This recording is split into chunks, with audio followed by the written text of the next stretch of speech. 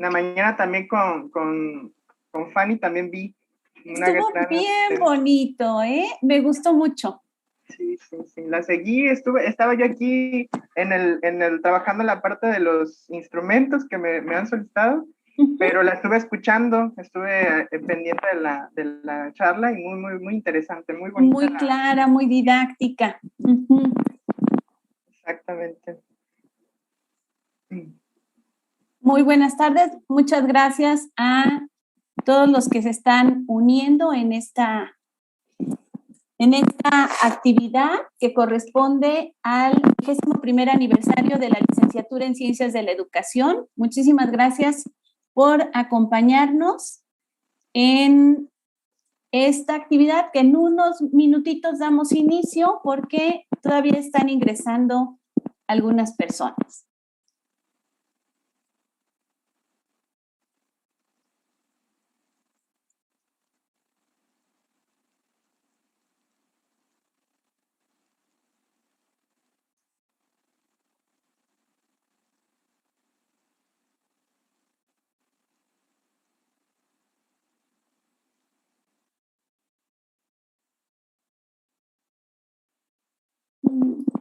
Adelante, Yadi. Muy buenas tardes, les damos la bienvenida a todos nuestros asistentes. Gracias por estar aquí. A continuación, su presidente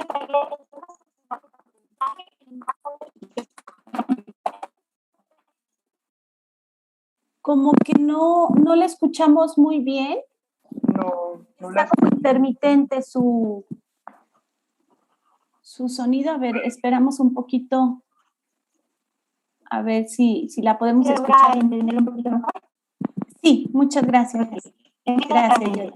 Les damos la bienvenida a todos nuestros asistentes. Gracias por darse el tiempo de estar aquí. A continuación se presenta el taller Entornos Personales de Aprendizaje en el marco del 21º aniversario de la licenciatura en Ciencias de la Educación. Le damos la más cordial bienvenida al maestro Eduardo Gabriel Vargas Pérez. Él es licenciado en Ciencias de la Comunicación por la Universidad Veracruzana. Maestro de No.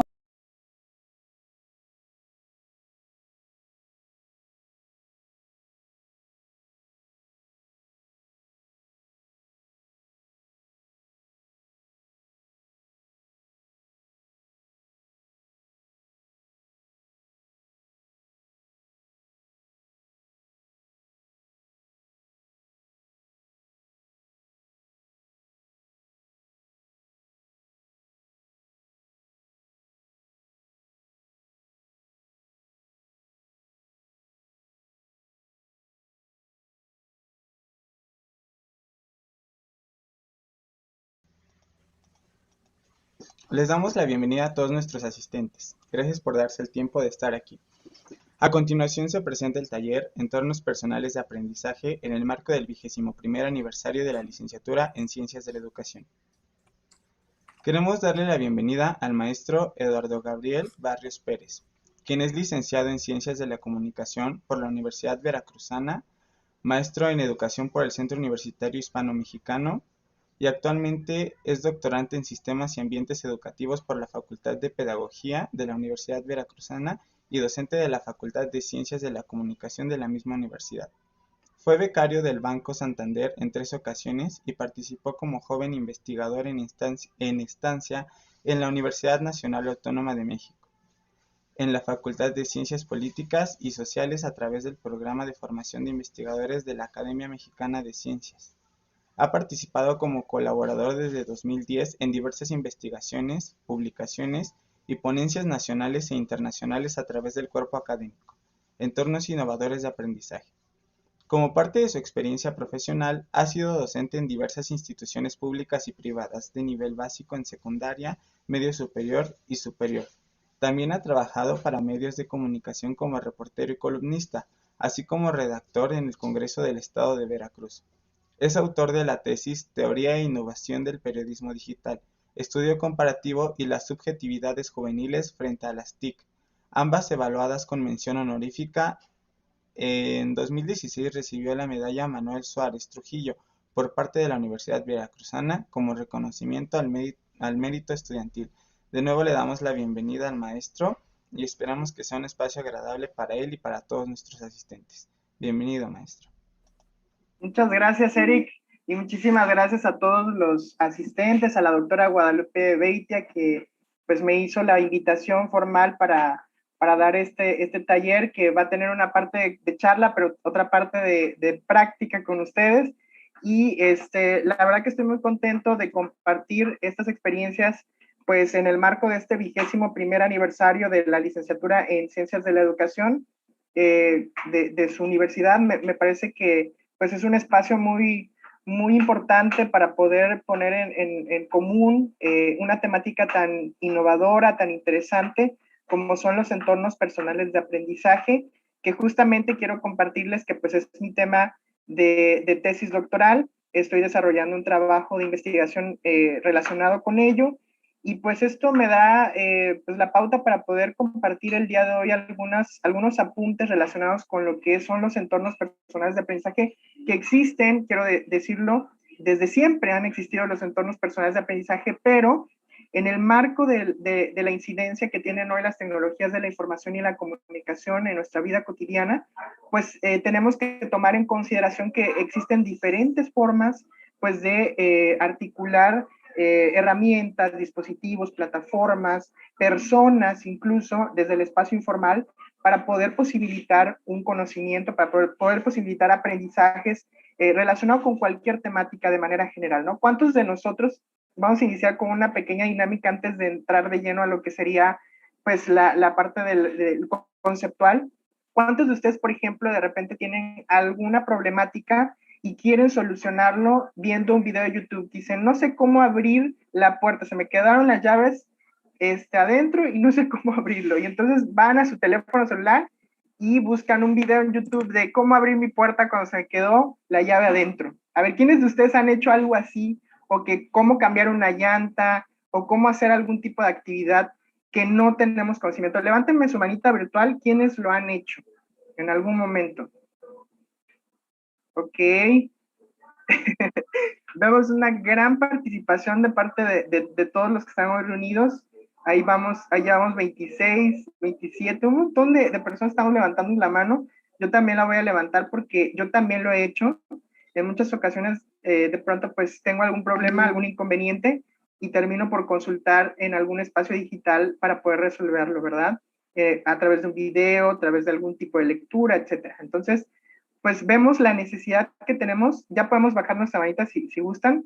Vemos la gran necesidad que tenemos justamente de hacer uso de diferentes o de variadas herramientas para poder enfrentar pues nuestra vida cotidiana, y de eso se trata un concepto muy importante que ha dicho la propia UNESCO y la propia OCDE acerca del aprender a aprender famoso, que escuchamos por aquí y por allá, pero es algo muy cierto justamente la idea de aprender a aprender para poder potencializar esas herramientas tecnológicas y además utilizarlas a nuestro favor. Bueno, sin más preámbulos, les voy a compartir mi presentación para que podamos pues analizar un poquito más a profundidad lo que tiene que ver con los entornos personales de aprendizaje. Muy bien. Nada más, si me confirman si ya la pueden ver. Se está empezando a proyectar. Ya, maestro. Muchas gracias. Ok, excelente. Muchas gracias. Bueno, pues vamos a platicar hoy de lo que son los entornos personales de aprendizaje.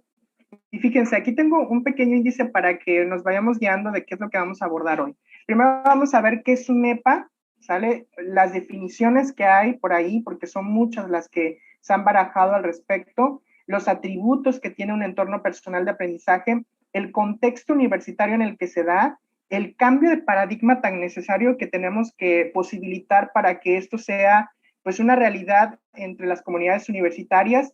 Y pues aquí algunas reflexiones finales, un pequeño video que les voy a presentar, y unas reflexiones finales para poder pues redondear este tema de los entornos personales de aprendizaje. Si les parece, vamos a primero a definir, ¿sale? Para saber qué entendemos por un entorno personal de aprendizaje. Hay muchas definiciones, ya les comentaba. Yo estoy trabajando con dos autores, pero aquí les quiero destacar la definición que a propósito dan Lim y Niwi en el 2021. Ellos dicen que los entornos personales de aprendizaje pues son herramientas, comunidades y servicios que constituyen las plataformas educativas individuales que los estudiantes utilizan para dirigir su propio aprendizaje y perseguir metas educativas. Esto es muy importante, esta definición que nos regala este autor, precisamente porque estamos comprendiendo en ella la gran necesidad de los estudiantes de poder hacerse de su propio conocimiento a propósito de rutas, ¿sale? De la forma de construir esos caminos o esas rutas para poder posibilitar un aprendizaje. Entonces, estas herramientas van a ser básicamente, pues, herramientas digitales, ¿no? que tenemos a disposición, pero además comunidades en donde están involucradas personas de manera muy puntual, ¿no? Nuestros profesores, quizá de manera formal nuestros profesores, pero quizá de manera informal tenemos otras personas a las cuales consultamos algún tipo de información y de las cuales también nos nutrimos, ¿no? Eso es muy importante tomarlo en consideración. Muy bien. Bueno, vamos a regresar tantito aquí al menú para ver hacia una definición. Vamos a ver porque hay muchas definiciones, les decía yo, sobre lo que es un EPA. Por ejemplo, la definición de García Muñoz y González dice que el EPA es aquel que enfatiza la idea de descentralizar el aprendizaje de la institución hacia el estudiante, lo que puede analizarse desde una doble vertiente. Por un lado, otorgando mayor protagonismo a cada estudiante para la construcción y gestión de sus propios PLE, que son las siglas en inglés de Personal Learning Environment, de acuerdo con las necesidades de aprendizaje. Pero también tenemos la definición, por ejemplo, de Parra, que nos dice que es un concepto referido a espacios innovadores que fomentan la generación de conocimiento a través de la integración de diferentes elementos, tanto pedagógicos como tecnológicos, y permiten que los estudiantes tomen el control de su proceso de aprendizaje para que puedan fijarse sus propias metas, gestionar su trabajo y comunicarse con los demás. En este caso, lo que estamos viendo en ambas definiciones pues es una invitación a mayor autonomía por parte de los estudiantes universitarios en el marco pues de este enfoque, esta corriente de la educación que ha venido a ocupar en muchos casos los escenarios educativos en muchas universidades y otros niveles educativos, que es el constructivismo. Si no comprendemos esta parte de asumir un aprendizaje más autónomo, es muy probable que los entornos personales de aprendizaje a los cuales nosotros queremos aspirar o deseamos, pues no estén lo suficientemente nutridos a propósito de la gran cantidad de información que hoy disponemos de Internet, ¿verdad? Entonces eso es muy importante tomarlo en consideración. Vamos construyendo entonces la idea de lo que sería el entorno personal de aprendizaje a partir de los atributos que se dicen o los especialistas señalan que tiene un entorno personal de aprendizaje. ¿Cuáles son esos atributos? Bueno, pues básicamente son 3. En la literatura disponible sobre esta temática tenemos varias propuestas de atributos de los entornos, pero hay una tendencia entre los autores a platicar o hablar más bien acerca de 3. La de leer, la de reflexionar y la de compartir. Esos son los 3 atributos principales que ellos señalan: leer, reflexionar y compartir. Vamos a tratar de explicar un poquito cada uno de ellos para poder comprender a qué se están refiriendo los autores. Fíjense ustedes, un EPA se conforma en torno a aquellas herramientas que permiten los procesos cognitivos anteriormente señalados, ¿sale? Los que acabamos de decir. Por todo ello, en el entorno personal de aprendizaje básico, esencialmente hay 3 tipos de elementos. ¿Cuáles son? El primero, herramientas y estrategias de lectura, que corresponde al atributo de leer. Estas herramientas y estrategias de lectura son fuentes de información a las cuales accedemos y que ofrecen información acerca de algún objeto o sobre algo que nosotros queremos comprender o tener algún tipo de aprendizaje, ¿sale? Entonces, es muy importante aquí otro concepto en el cual yo no voy a abundar porque tendría que desarrollar otra exposición, pero aquí es muy importante uno de los atributos que se ha dicho acerca de la alfabetización mediática e informacional. Es muy importante saber distinguir y discriminar información para poder incorporar a ese entorno personal de aprendizaje información de calidad que me permita tener la información más reciente, pero además aquello que está validado por especialistas o por personas expertas en la materia y que puedan tener una cierta garantía de calidad en esa información. El segundo atributo que se va a corresponder con reflexionar será el de las herramientas y estrategias de reflexión. Aquí los entornos o servicios en los que puedo transformar la información van a ser indispensables. Es decir, los sitios donde yo escribo o donde yo comento o donde yo analizo, recreo o publico alguna información. Esos sitios o esos espacios o plataformas son importantes justamente para poder reflexionar, para poder llevar a cabo incluso procesos tanto cognitivos como metacognitivos, es decir, en donde yo pueda saber qué es lo que estoy haciendo, qué es lo que estoy aprendiendo o qué reconozco que estoy aprendiendo a propósito de eso que ya localicé previamente, ¿verdad? Y que además me va a dejar a mí la posibilidad de producir nueva información. En el concepto de los entornos personales de aprendizaje también se baraja mucho la idea de no solamente consumir la información, sino también volvernos en productores de información.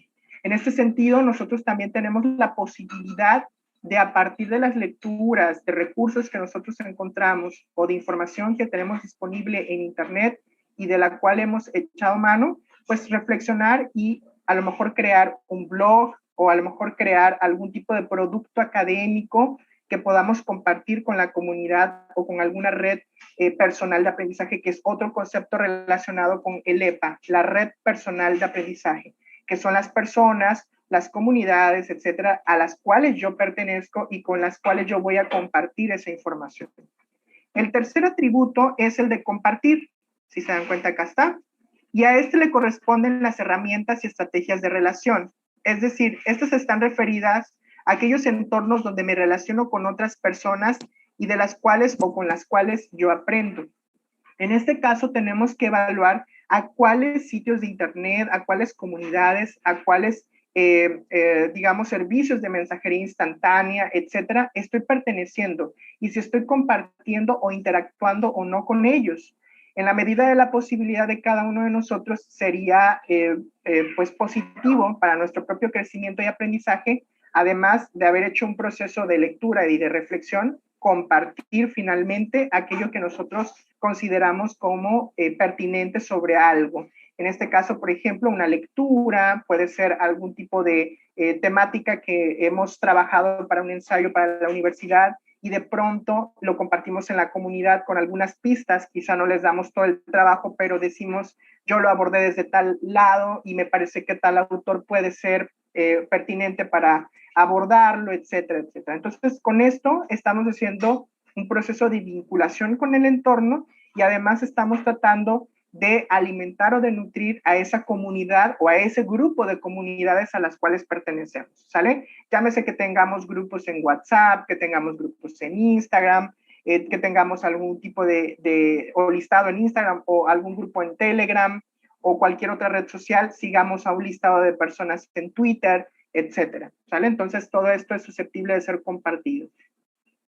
Bien, vamos a pasar, discúlpenme, me voy a regresar tantito, vamos a pasar entonces ahora al contexto universitario, porque bueno, aquí me da mucho gusto que están reunidos muchos universitarios y justamente por eso quise agregar esta temática. Aquí vamos a hablar de las claves para un nuevo enfoque de aprendizaje. Estamos viviendo en un mundo globalizado, ¿sale? Y ese mundo globalizado tiene algunas particularidades o peculiaridades. Es notable pues que en los tiempos que están corriendo vivimos en un mundo globalizado, ¿sale? En donde vamos a entender, digamos, por esta idea de la globalización, una idea compleja en donde estamos interrelacionados todos en términos de la actividad humana, tanto en lo económico, político, social, cultural y por supuesto que lo educativo. Entonces, este concepto lo vamos a entender, por ejemplo, con Raventós y Prats como un proceso de convergencia a escala mundial en lo económico y financiero, apoyado en la interconectividad que ha favorecido el avance de las tecnologías. Y ese avance, esa interconectividad, ha traído como una repercusión que esto se extienda a todos los órdenes de la vida, incluida la educación, ¿sale? Los efectos entonces globalizadores en la sociedad, pues por supuesto que también van a traer aparejadas desigualdades. Y aquí la gran pregunta que surge es, pues si nosotros estamos en la carrera de tener el acceso a información de calidad y de poder potenciar nuestro propio aprendizaje de manera personal. Eso es una reflexión que tenemos que hacer de manera individual. Entonces, bueno, considerar esta parte de la globalización, este contexto en el cual estamos sumergidos, pues es muy importante para comprender por qué debe de existir por ahí pues un cambio en nuestra manera de vincularnos con el entorno y además también en los espacios educativos, por ejemplo, en las aulas universitarias. Vamos a hablar entonces también de las plataformas y su presencia dominante. Fíjense ustedes que los procesos de aprendizaje de los universitarios en todo el mundo, no solamente en México, están siendo influenciados por la incorporación de plataformas de aprendizaje. Y hoy lo vimos de manera muy acelerada y de manera muy puntual a propósito de la pandemia global que estamos sufriendo por el COVID-19, el SARS-CoV-2. Entonces, aquí muchos docentes han visto de manera pues prácticamente forzada o obligada a incorporar tecnologías de la información y comunicación, pero lo cierto es que llevamos mucho más de 20 años trabajando tecnologías de la información y comunicación y al menos en México, o la experiencia mexicana, no ha sido una experiencia al 100% satisfactoria en términos de uso y apropiación de esas tecnologías por parte pues, de la comunidad docente. Y esto precisamente porque quizá, y esto solamente lo estoy barajando como una hipótesis, quizá no se le dio el peso correspondiente a la utilización de estas tecnologías y por supuesto a su aprovechamiento. A lo mejor en la teoría sí, quizá en la práctica no surgió esto, habría que estudiarlo a profundidad, pero lo cierto es que las plataformas, como por ejemplo las LMS, las de gestión, los sistemas de gestión de aprendizaje o de contenidos, están pues invadiendo las universidades a escala mundial, ¿verdad? Y entonces tenemos que comprender que va a ser una forma de interactuar. Por ejemplo, yo a la hora de que programo actividades a mis estudiantes de la carrera en comunicación, yo lo hago a través de la plataforma de la Universidad Veracruzana, que es E-4. Y en la última ocasión les comenté que descargaran la aplicación de esta plataforma educativa, porque ahí la gran ventaja que tenemos en la universidad es que la plataforma también está adaptada para teléfonos móviles. Entonces, la misma interfaz que tenemos, digamos, en la computadora, la vamos a poder ver ajustada a nuestra pantalla de teléfono celular y podemos ir en el autobús, viajando, en el taxi, en cualquier lugar, y ponernos unos audífonos y empezar a escuchar la propuesta de itinerario educativo que el docente ha creado para nosotros, para favorecer nuestro aprendizaje. Es decir, podemos estar aprendiendo algo en el momento en que nos estamos trasladando en un bus de un punto a otro. Eso es aprendizaje ubicuo en cualquier lugar, ¿sale? Pero si nosotros quizá no estamos tan adaptados o familiarizados a ello, a lo mejor no le vamos a sacar ese provecho que deseamos. A mí me ha tocado, por ejemplo, tener o escuchar conferencias a la par que voy manejando o me voy trasladando de un punto a otro, porque también los tiempos a veces son muy reducidos y pues tenemos que echar mano de las estrategias, de todas las estrategias que podamos para poder cumplir con las actividades mayormente, ¿verdad? Bueno, del aprender a aprender. Vamos a profundizar un poquito en este concepto que dice la OCDE y la UNESCO. Ellos hablan sobre aprender y aprender a aprender. Y aquí yo quiero hacer esta reflexión de que nos regala también, y la hago a propósito de esta autora de Hernández, que en el 2018 señala que pareciera que los jóvenes que se educan hoy cuentan con abiertas posibilidades de consulta de información al punto de lucir capaces y expertos e incluso autosuficientes para aprender a aprender. Señala esta autora que, sin embargo, al detener un poco la mirada temporal que agita hoy en día la incertidumbre, las generaciones en formación no siempre cuentan con un capital cultural objetivado vasto. Esta es la parte clave del comentario de Hernández. El capital cultural objetivado vasto como punto de partida para sostener una crítica autotransformación. Es decir, a veces no contamos, a lo mejor somos muy vamos a decirlo, muy abusados, muy habilidosos para subir una imagen a Instagram o para compartir un estado o para subir un estado también en Facebook, etcétera. Pero quizá no estamos tan familiarizados con el aprovechamiento educativo que podemos llegar a tener por parte de estas plataformas o las potencialidades u otras potencialidades que pueden llegar a tener estas plataformas y no solamente a manera de entretenimiento. Entonces, o quizá conocer otras plataformas que no necesariamente sean estas, que están enfocadas más hacia el ocio o entretenimiento, sino conocer a lo mejor también plataformas educativas. Por ejemplo, se me ocurre hablar de Coursera, de México X o de cualquier otra plataforma en donde nosotros nos podemos educar y podemos recibir muy buena información de calidad de todas las universidades del país e incluso universidades internacionales. Hay otros sitios que por supuesto también albergan cursos completos y que además son gratuitos y tienen certificación. Entonces, bueno, conocer ese tipo de herramientas es indispensable para no solamente ser competentes en términos del entretenimiento, sino también en términos de lo educativo, de aquello que nos favorece nuestro propio proceso de aprendizaje. Muy bien. Un nuevo espacio y tiempo, fíjense. Este lo quise incluir aquí a propósito de una metáfora de Bauman, justamente porque en un momento histórico, en donde lo presencial no es un eje articulador del quehacer y discurso educativo, es decir, ya nos dimos cuenta con esta experiencia pandémica que no necesariamente tenemos que estar en la escuela, que lo presencial, por supuesto que es algo importante y desde luego que es una parte humana que nos acerca y eso es muy, muy valioso, pero nos hemos dado cuenta que también podemos llevar a cabo procesos de aprendizaje mediados por tecnologías de la información y comunicación. Ha sido una experiencia muy nutritiva tanto para docentes como para los propios estudiantes. Entonces, en este momento histórico, en donde, insisto, lo presencial no es el eje articulador del discurso educativo, debemos asumir el reto de nuevas prácticas o nuevos hábitos que nos permitan pues organizar nuestros tiempos y nuestra agenda de trabajo a propósito de la utilización de las tecnologías de la información y la comunicación. Al ratito en una lámina voy a hablar acerca de lo que es esta mirada rizomática. Me encanta esta metáfora porque la encontré por ahí en un texto que hablaba de los rizomas y que vienen de las ciencias, de la biología y de las ciencias naturales, pero me gusta ocuparla para poder reflexionar sobre las tecnologías porque hay muchas ramificaciones por ahí o posibilidades de lectura que podemos aprovechar justamente para nutrir nuestro aprendizaje, ¿verdad? Bueno, entonces, ese nuevo espacio o tiempo, señala Bauman, comprender ese espacio y tiempo que es nuevo, nos ayuda a situar la problemática.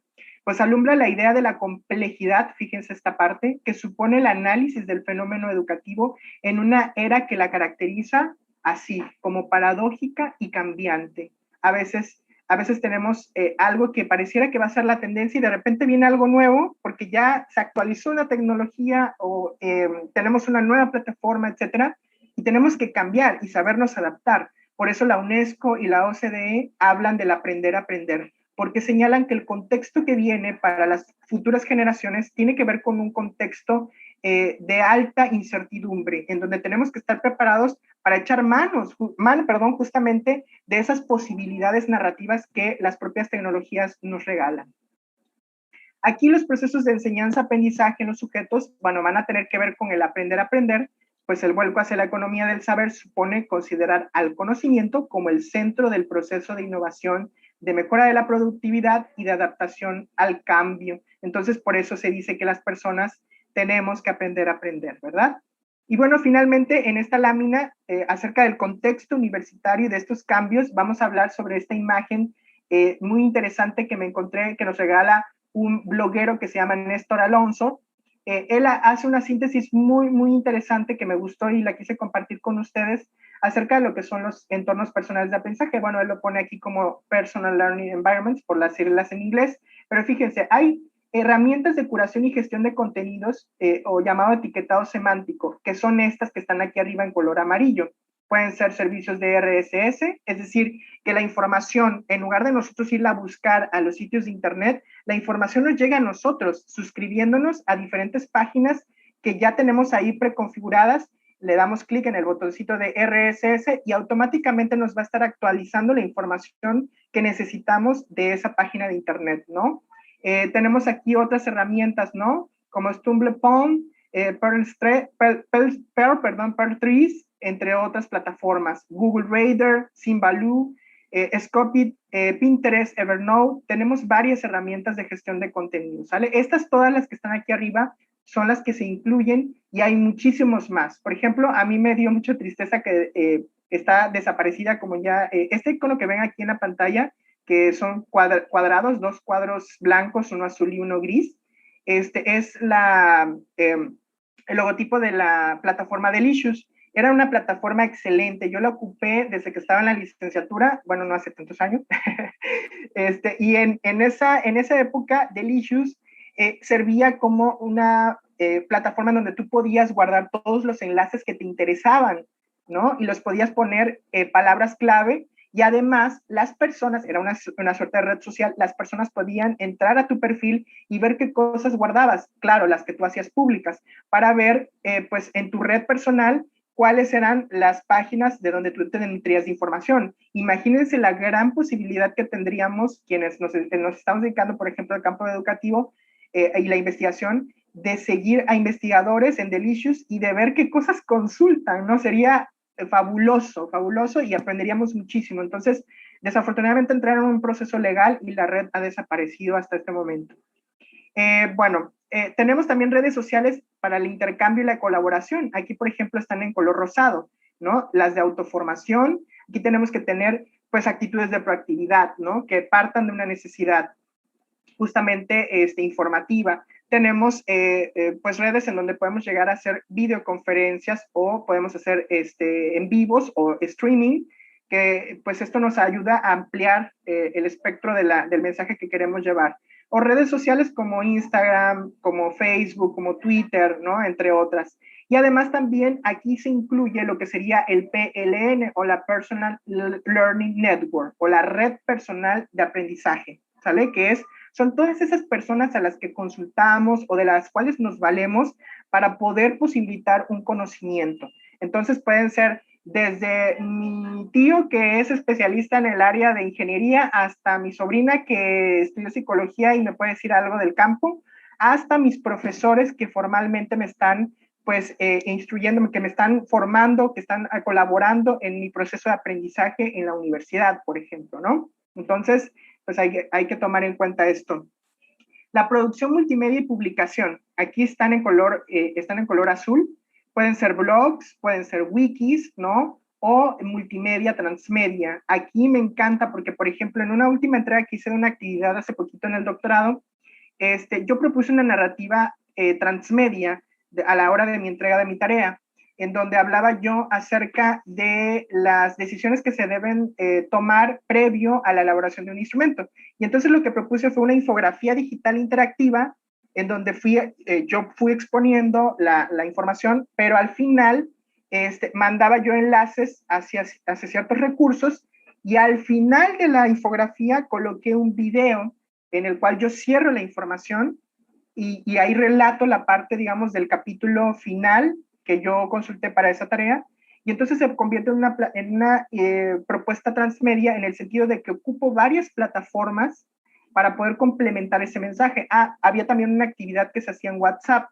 Entonces, evidentemente, cuando combinamos estas posibilidades narrativas de las tecnologías, lo que estamos abonándole es a la configuración de una narrativa transmedia que me permita abrir el espectro de aprovechamiento de estas tecnologías de la información y la comunicación. También tenemos pues la elaboración de contenidos o el diseño de tareas, que aquí puede ser pues obviamente algunas plataformas que me permitan elaborar esas actividades o productos educativos. Yo, por ejemplo, trabajo mucho con Canva, trabajo mucho con Infogram, con Geniali, como por ejemplo esta presentación que les estoy haciendo es de Geniali, que también tiene el acceso para tecnología, para infografías y otras presentaciones.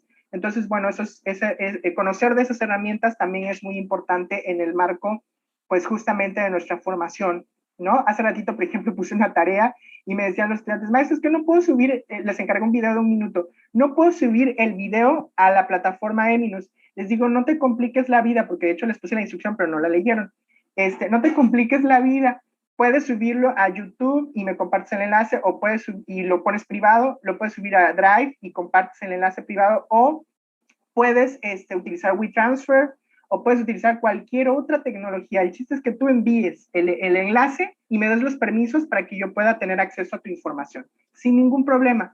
El asunto es que sepamos explorar y utilizar esas herramientas. Bueno, vamos a regresar. Aquí acaba esta parte del contexto universitario. Vamos a ir hacia el cambio de paradigma. Nos estamos aproximando hacia el ejercicio también que voy a hacer con ustedes. Es un ejercicio pues dinámico, interactivo, un poquito más dialógico, para que esto se convierta también pues en una experiencia nutritiva para ustedes. Miren, el cambio de paradigma. Yo quise poner estas fotografías en la lámina justamente porque estamos viendo una evolución a propósito de ese contexto que decía yo universitario y del cambio a nivel mundial en las universidades de cómo estamos aprendiendo. Pero vemos aquí algunas cosas que a veces parece que no cambian, ¿no? En la primera imagen que está acá arriba, que es como una suerte de pintura, vemos, por ejemplo, el acomodo, ¿no? Eso es muy interesante analizar, el acomodo de las sillas, de los niños en este caso, el profesor, que incluso la observación, cabe hacer la observación que tiene una vara en la mano, y bueno, tiene ahí elementos, digamos, como de la escuela tradicional. Pero bueno, aquí está esta imagen que está representada en una suerte de pintura. Ahora, en la segunda imagen, estamos viendo una imagen en blanco y negro, pero estamos viendo algo similar a lo que vimos en la primera imagen, ¿sale? En donde estamos observando pues pupitres o bancas, estamos observando en este caso a los niños pues formados de una determinada forma, a un profesor que está en el fondo pero que tiene así como una rigidez que pareciera más un militar, está muy bien erguido, muy bien parado, y pues el contexto también en donde están las personas, pues es como muy pulcro, muy limpio, muy bien acomodado, ¿no? Vamos a la tercera imagen y vemos una aula contemporánea.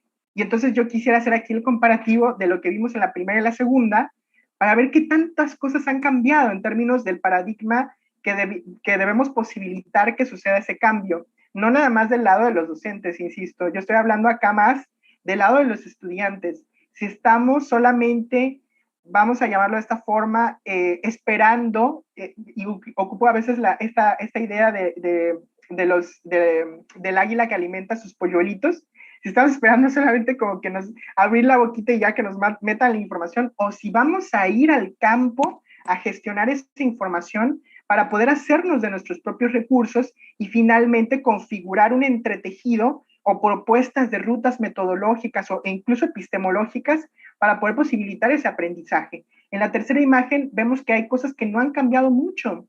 Vemos estudiantes un poquito, no puedo decir lo que estaba sucediendo en ese momento, pero por la actitud de ellos, los vemos receptivos, exclusivamente receptivos, pero no proactivos, que es la parte importante de un entorno personal de aprendizaje, ¿verdad?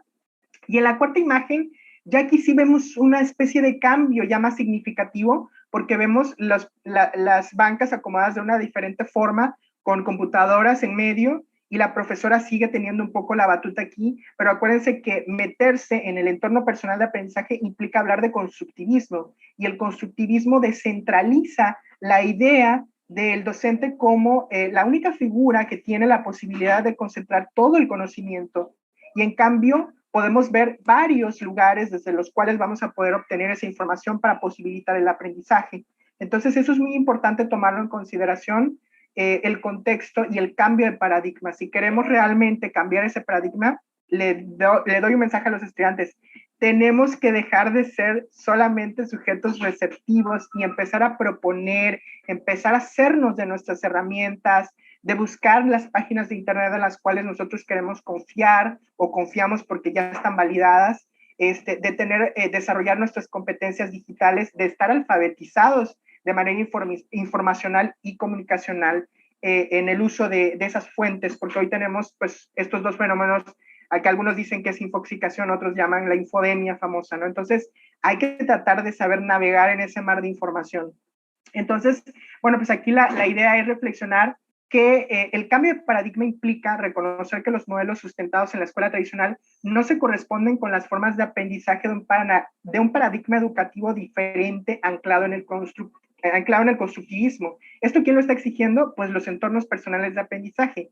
Si nosotros nos paramos en la escuela tradicional o en otra postura, en otra corriente, seguramente que vamos a seguir anclados en la idea de solo me remito a lo que me solicitó el profesor y más allá de ya no voy a hacer nada porque tengo ganas de irme a acostar y ver Netflix o la televisión, etcétera, y ya, hasta ahí se acaba.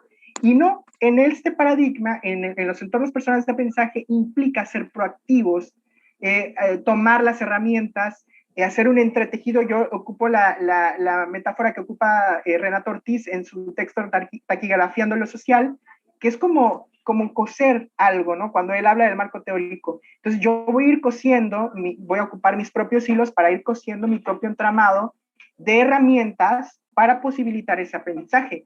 En tanto no me asumo como una persona capaz de llevar a cabo este proceso, voy a seguir siendo o voy a seguir teniendo la figura de un sujeto receptivo pasivo, como se había manejado muchos años o se manejó en la escuela tradicional, que quiero decir que yo rescato algunos elementos de la escuela tradicional, no digo que está mal, pero en este paradigma es importante superar esa idea de, como decían por ahí unos autores, de solo ser como receptáculos, ¿no? Como un costal que van llenando y ya hasta ahí se acaba mi participación. No, tenemos que actuar y tratar de buscar del entorno herramientas y plataformas que nos ayuden a posibilitar nuestro aprendizaje. Discúlpenme que me adelanté.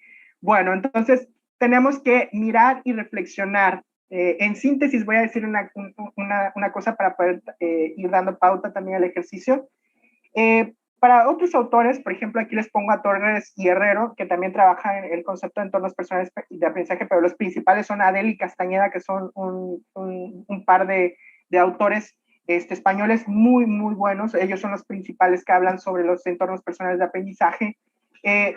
Aquí Torres y Herrero nos dicen que un EPA son un ecosistema, y esta palabra me encanta, un ecosistema de recursos educativos conectados, provistos por un amplio conjunto de herramientas y alimentados por las oportunidades de colaboración, facilitando el consumo de contenido que permite una mayor comprensión de los dominios de conocimiento específico.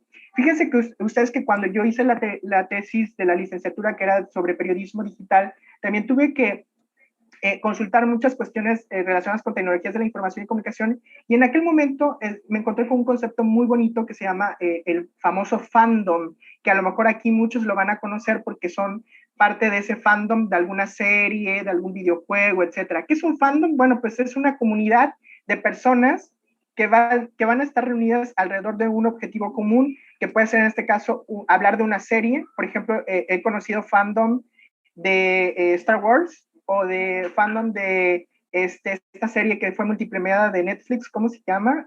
No recuerdo el nombre de la serie, pero que fue multipremiada y que de repente hace una gran comunidad de aprendizaje y de colaboración, porque se comparten cosas. Es que yo me compré tal cosa, tal playera y la encontré en tal sitio y lo lanzan al sitio del cual pertenecen. Y además yo hice esto y lo. Entonces, esta red justamente es un ecosistema. Extrapolando este concepto a la idea de lo educativo, tenemos también que posibilitar nuestros propios ecosistemas de aprendizaje, en donde podamos compartir información, en donde podamos colaborar, en donde podamos a lo mejor, por ejemplo, con la doctora Beitia, poniendo un poquito el ejemplo de lo que estamos haciendo en la red de trabajo que tenemos en la red EFI, de repente, pues, por ejemplo, estamos con un texto y nos metemos todos a colaborar o corregimos alguna información, y eso estamos de lleno aplicando esto, estamos tratando de corregir una información, poniendo algunas fuentes o enlaces o cosas que pueden nutrir el texto, etcétera. Entonces de eso se trata. Hoy en día tenemos las tecnologías para posibilitar esa forma de colaboración.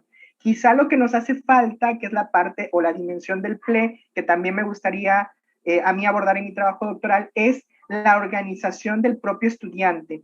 ¿Qué tanto nos estamos organizando para posibilitar eso, para poder llevar a cabo esas actividades y que en un trabajo de equipo, por ejemplo, no salga el clásico que yo no me puedo conectar y yo me conecto a las 3, pero yo a las 4, yo a las 5, yo a las 6. Entonces, tratar de llegar a consensos a través del diálogo, de un diálogo razonado, de un diálogo abierto, y poder ponernos de acuerdo en qué momento vamos a colaborar, ¿sale? Eso es muy importante en la conceptualización de lo que es el PLE o de lo que son los entornos. Yo no le llamo PLE, fíjense que yo en mi tesis doctoral, yo hago soy tajante, yo digo, el PLE es el concepto anglosajón, pero en el contexto en el que se escribe mi tesis, vamos a hablar de entorno personal de aprendizaje y por tanto de EPA. Así que bueno, para mí son EPA, pero el concepto se ha barajado o porque inicia en otras latitudes como PLE, ¿sale? Entonces lo pueden llamar de las dos formas. Yo nada más hice ahí la distinción en la tesis para que digamos que en el registro del trabajo pues se vea de qué estoy hablando, ¿no? Vamos a pasar, les decía yo, si me dan chance, primero voy a pasar a las reflexiones y voy a dejar hasta lo último el video porque no quisiera yo dejar pasar la oportunidad de reflexionar con ustedes y pues irme al ejercicio. Miren, reflexiones finales. Hay que hacernos preguntas, ¿no? La primera que yo me haría sería ¿cómo me organizo? O sea, ¿cómo estoy llevando a cabo mi planeación de trabajo? ¿Qué páginas voy a consultar para encarar una actividad de aprendizaje? ¿A quiénes voy a consultar? ¿A quiénes les estoy dando el reconocimiento o la voz como especialistas en lo que yo quiero trabajar? Y eso es muy importante justamente de tomar en consideración esta pregunta, ¿cómo me organizo? ¿Cómo llevo a cabo esas actividades? Número 2, ¿qué recorridos hago para encarar actividades de aprendizaje? Es decir, me tengo que empezar a dar cuenta cuáles son esos recorridos. Si, por ejemplo, yo les digo, cuando empezaba yo con este asunto de los entornos personales de aprendizaje, lo sepa, ustedes no me van a dejar mentir porque seguramente les pasa, tenía 30 páginas abiertas de internet al mismo tiempo en mi escritorio y decía, no puede ser, llegaba un momento en el que la computadora pues ya no funciona, se empieza a atorar, ya no te abren las páginas y bueno, dices, tengo que finalmente ir almacenando y después distribuyendo tiempos para asignarle a lecturas que son interesantes. Y además, fíjense, ¿cómo fui quitándome ese tema de tener 30 páginas abiertas? Utilizando herramientas tecnológicas, como les decía hace ratito de Delicious, ya hoy ocupo otro tipo de herramientas para poder hacer el almacenaje de las páginas y digo, a ver, tengo que ser muy honesto, en este momento no puedo leerlo, no tengo tiempo, lo voy a guardar porque se ve interesantísimo y entonces lo guardo en una herramienta para poder hacer lecturas posteriores. ¿Qué hago con YouTube? Veo videos interesantísimos, disertaciones, personas que hablan cosas muy interesantes y también a veces no tengo tiempo. Entonces, ¿qué hago? Guardar en ver más tarde o creo mis propias listas. Tengo como 30 listas ya de cosas que quiero ver. Entonces digo, a ver, cosas de educación, guardar en la carpeta de educación. Eso es organizar justamente ese espacio digital para aprovechar esas tecnologías y volverlas significativas, que es una palabra también importante en estos ambientes, ¿verdad? ¿En qué medida, es otra pregunta, en qué medida asumo la responsabilidad de mi propio aprendizaje? Porque eso es algo que tenemos que empezarnos a cuestionar. A veces nos echan la culpa a los profesores, y aquí va a ser un poquito de catarsis. No, es que el profesor no me dio tiempo, es que el profesor no me dio a lo mejor las herramientas, etcétera. Pero no, lo cierto es que, por ejemplo, hace ratito les puse el ejemplo de este video que encargué y que de repente los estudiantes me decían, maestro, es que no me cargué en Eminos. Bueno, entonces gestionen, esta es la capacidad, esta es la proactividad de la que yo hablo en el EPA. Gestionen, si no te lo resuelve Drive, te lo va a resolver WeTransfer o te lo va a resolver YouTube o te lo va a resolver cualquier otra plataforma en la cual tú puedas almacenar información y después compartirme solo la liga, porque no necesito el archivo pesado. Compárteme la liga, dame los permisos y yo voy a poder tener acceso completo a esa información. Pero esto tiene que ver con responder esta pregunta. ¿En qué medida asumo la responsabilidad de mi propio aprendizaje? O si estoy siendo, como en el modelo tradicional, dependiente al 100% de lo que el profesor diga, haga o señale. Entonces, hay que ir cambiando. Por eso hablé yo en un momento de la presentación del cambio de paradigma. ¿Sale? Bueno, y la última parte de esta reflexión. No va a resultar extraño que nosotros coloquemos, por ejemplo, palabras en un buscador y tengamos miles de resultados que son en 30 segundos, 15 segundos, pero aquí lo importante no es también tener el acceso a esos resultados, sino también verificar la calidad de la información, de esa información a la cual estamos teniendo acceso, porque de repente si citamos constantemente páginas de internet como monografías.com o cualquier otra página de internet que es popular en los ensayos que se suben, pues no estamos a lo mejor haciendo procesos tan profundamente reflexivos. Quizá lo que estamos haciendo es solamente copiar o pegar, que esto habla a lo mejor de esta famosa deshonestidad intelectual, o estamos haciendo otro tipo de cosas que no necesariamente son favorables y que tienen que ver con la dimensión ética porque acuérdense que no nada más el docente tiene una dimensión ética, el estudiante tiene una dimensión ética. Entonces hay que reflexionar sobre ese proceso para ver qué es lo que estamos consultando y a qué le estamos dando prioridad y además relevancia a la hora de citarlos en nuestros trabajos, ¿no? Eso es muy importante. Entonces, estas rutas para la construcción de aprendizaje nos dejan muchas pistas para ir reflexionando sobre cosas, ¿no? Tenemos, para empezar, que hacernos preguntas sobre qué tipos de enlaces ocupamos para construir el conocimiento, cuáles son las páginas que mayormente frecuentamos para, por ejemplo, elaborar reportes de investigación, en términos de calidad, cuáles serían las mejores rutas, si existen diferencias formativas significativas que vayan condicionadas a la formación de los entornos personales de aprendizaje. Y por supuesto que todas estas preguntas nos llevan a la idea de que tanto docentes como estudiantes tenemos que estar formados en la utilización de tecnologías de la información y comunicación. Y aquí me gusta esta reflexión que hace Gunduz cuando dice que para integrar TIC deben ser educados en el contexto de la tecnología, pedagogía y conocimiento de los contenidos, así como ser capaces de establecer correctamente la relación entre ellos, en el caso de los docentes. Pero, ¿qué pasa con los estudiantes? Por supuesto, también tenemos que recibir esa formación pues, en competencias digitales, pero también en la alfabetización mediática e informacional, que es muy importante para poder posibilitar estos entornos personales de aprendizaje. Bueno, hasta aquí. Estas son las reflexiones, pero todavía no se acaba, ¿eh? Espérenme tantito.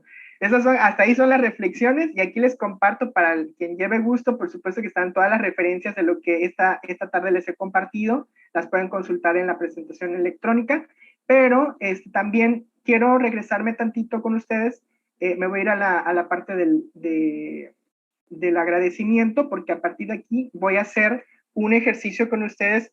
Solamente es dialógico y es un poco para problematizar esta idea de los entornos personales de aprendizaje, y les pediría que me contestaran levantando su mano o reaccionando, como se dice acá, en estas plataformas, reaccionando a algunas preguntas que les voy a ir haciendo, ¿sale? Podemos levantar nuestra mano o bien podemos también levantar el pulgar virtual y contestando las preguntas, ¿sale? A ver, ¿quiénes de ustedes ocupan Google para buscar tareas o consignas o trabajos académicos, actividades de aprendizaje? Alcen su mano. Ok. Muy bien. Ahí vemos varias manitas levantadas. 22, 23, 28. Ok. Muchas personas. 31. Ok.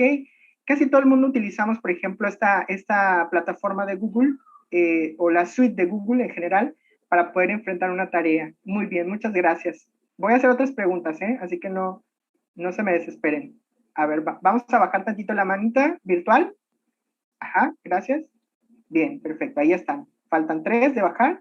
Ok, la otra pregunta sería, de aquí de este grupo que está acompañándome esta tarde, ¿quiénes alguna vez han utilizado Twitter para posibilitar su aprendizaje? No para compartir memes ni fotos, para el aprendizaje. A ver, ¿quiénes lo han ocupado para el aprendizaje? Y ahorita les voy a decir por qué les pregunto esto. Ok, llevo 2. Ok. 2. 3. Ok. 3. Ok. Muy bien. Ok, no se preocupen. Bajamos nuestra venta virtual. 3 personas. De eso estamos hablando el día de hoy. De eso estamos hablando esta tarde. De la posibilidad que tienen estas herramientas también para posibilitar el aprendizaje. Les voy a contar una recomendación a propósito de esta pregunta que hice.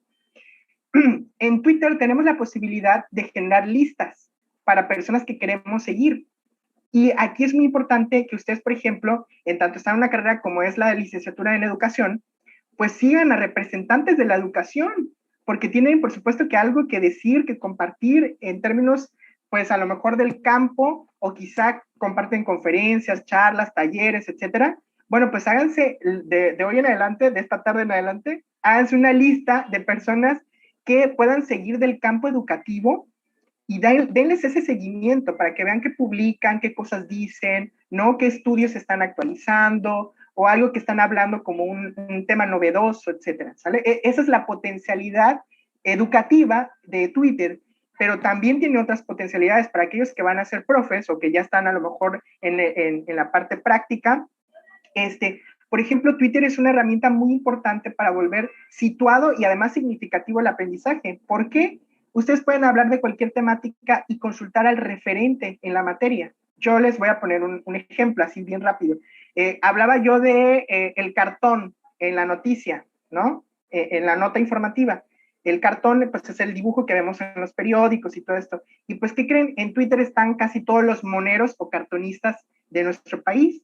Y entonces les decía, chicos, vamos a entrar en ese momento a ver qué publicó hoy el monero Rictus o fulano de tal, ¿no? Que son referentes en la materia. Y ahí estamos situando y volviendo significativo el aprendizaje, porque estamos contextualizándolo al día de hoy, al momento que estamos viviendo. Entonces, hay potencialidades educativas también en estas herramientas que probablemente las hemos tomado un poquito más para ocio. Otra pregunta, a ver, para hacer la participación.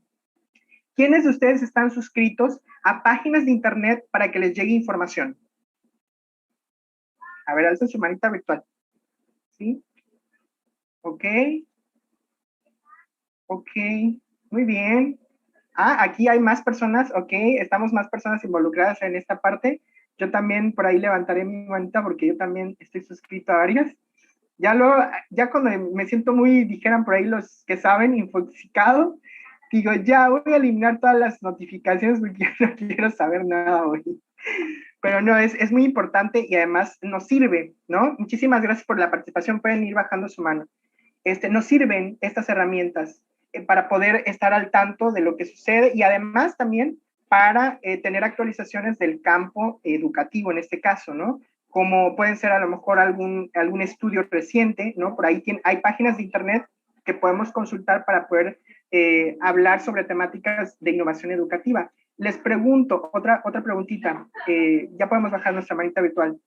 Otra pregunta, ¿alguien de aquí ha utilizado Google Académico o algún otro buscador especializado?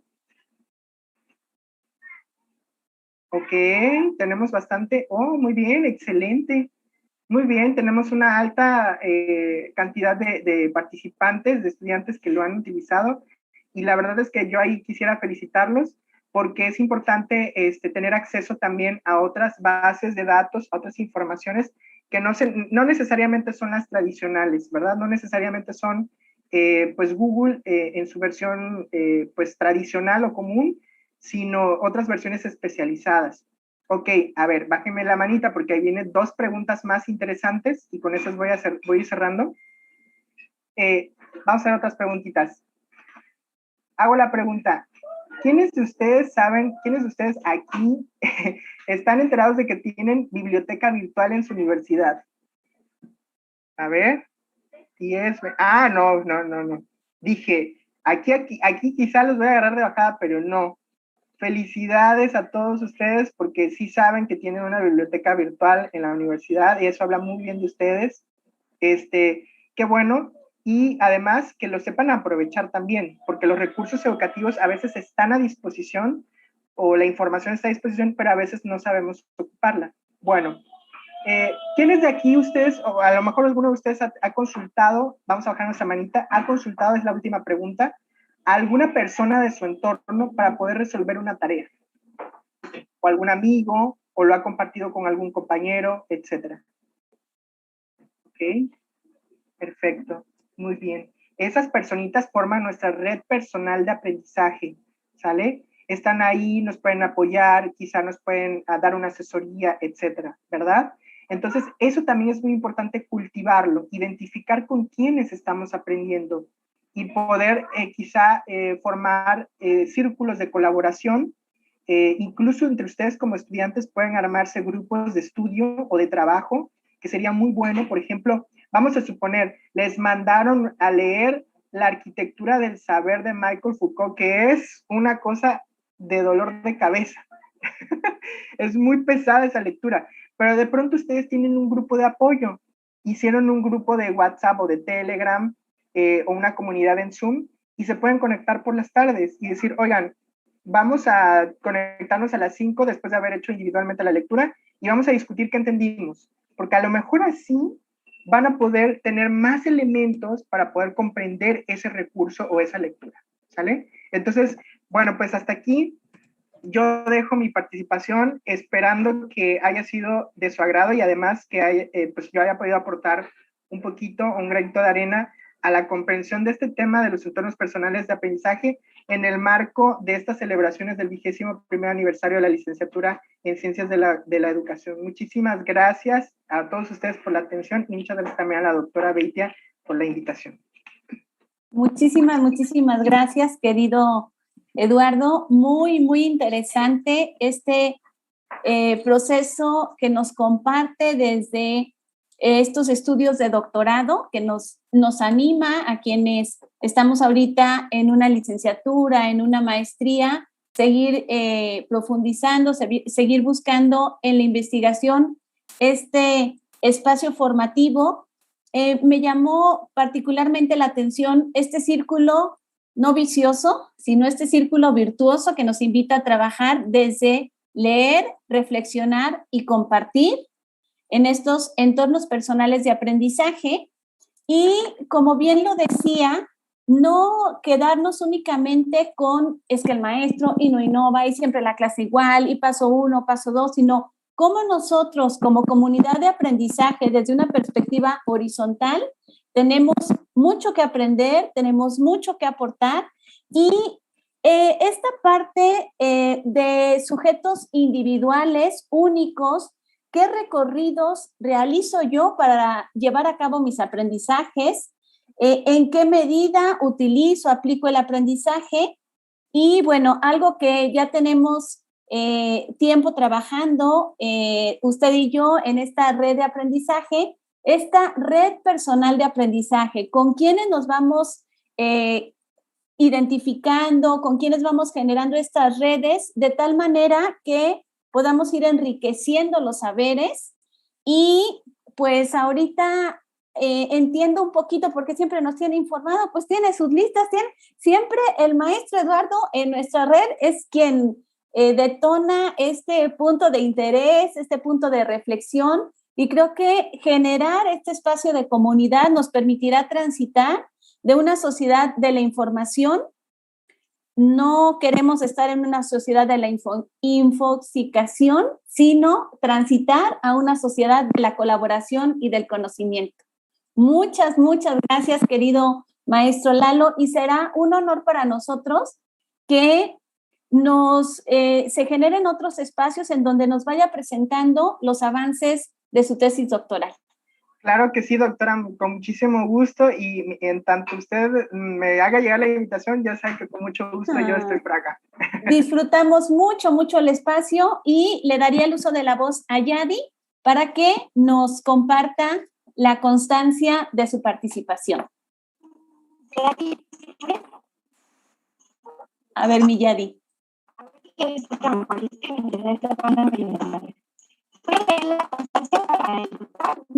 Se escucha muy cortado, mi Yadi. No sé, Eric, si nos pueda ayudar a leer, y a usted la quiero bien activa en nuestra siguiente sesión de hoy en la tarde. Gracias, mi Yadi linda, por su participación. A veces la tecnología no está de nuestro lado. Adelante, querido Eric.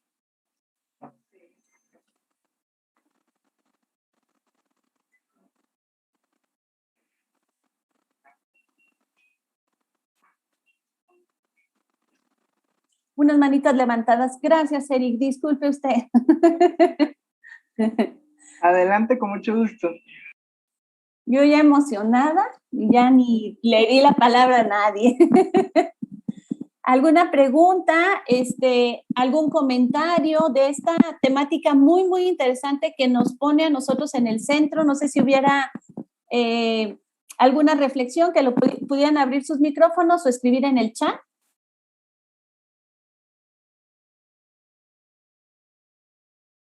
Anímense.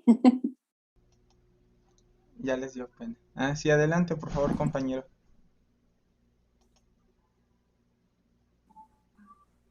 Ya, pues más que nada agradecer, ¿no? Y bueno, los comentarios, pues como estuvo bloqueado el chat y también para comentar libremente, pues como comentamos, ¿verdad? Tenemos que alzar la mano para comentar. Pero de todas formas, muchas gracias, Eduardo, por tu plática. Yo creo que es un tema muy interesante, ¿no? Hasta el punto de la autonomía en que logramos con el aprendizaje. como dices, pasar de un elemento pasivo a un activo. Pero yo creo que ahí tiene mucho que ver también la práctica docente, ¿no? Nosotros, especialmente en nuestra licenciatura, cambiar esa perspectiva de pasar de un... No, es que regularmente tenemos más la función de transmisor de conocimiento que de facilitador, ¿no? Como que no dejamos una amplia variedad de posibilidades a los estudiantes para poder realizar sus actividades y permitir esa actividad, o incluso facilitar y favorecer esas prácticas activas en vez de pasivas. Pero eso es muy buena la plática. Claro que sí, sí, exactamente. Se me pasó el nombre del compañero que intervino ahora. Carlos. Carlos, efectivamente, muchas gracias por tu comentario y sí tienes mucha razón en lo que has comentado. Efectivamente, pues también y esto fíjate que te adelanto que es algo que también he platicado igualmente con la doctora Beite y con el doctor Genaro en la red que estamos, porque me di cuenta que hay una ausencia en la literatura justamente acerca de la formación del profesorado con respecto a los entornos personales de aprendizaje y en posibilitar justamente que esto pues se lleve a la práctica, ¿no? Que finalmente también corresponde a los propios docentes pues hacer una reflexión de la práctica para poder tenerlas o poner las condiciones en las aulas acerca de esto y que efectivamente los estudiantes puedan volverse estos sujetos proactivos, estas personas que están proponiendo de manera permanente acerca de su propio proceso de aprendizaje. Muchas gracias por el comentario. ¿Alguien más?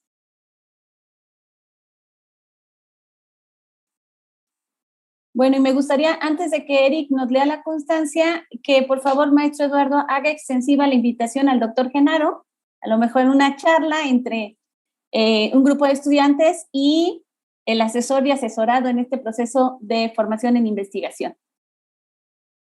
Claro que sí, doctora, yo le hago la extensión de la invitación con muchísimo gusto. Gracias. Adelante, Eric, por favor.